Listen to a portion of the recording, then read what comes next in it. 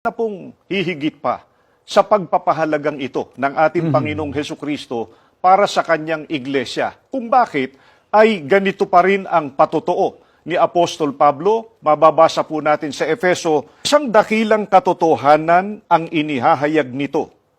Ang kaugnayan ni Kristo sa iglesia ang tinutukoy ko, sapagkat ang lalaki ang ulo ng kanyang asawa tulad ni Kristo, na siyang ulo ng iglesia na kanyang katawan at siyang tagapagligtas nito.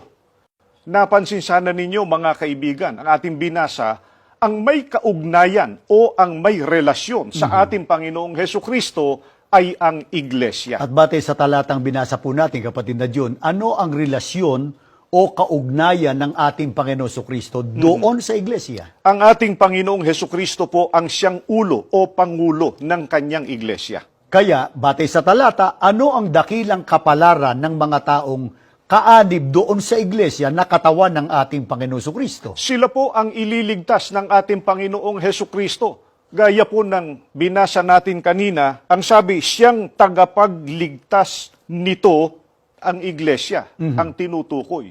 Kaya, napakahalaga po ng iglesia na inibig ng ating Panginoong Hesukristo. Ito po ang iglesia ni Kristo.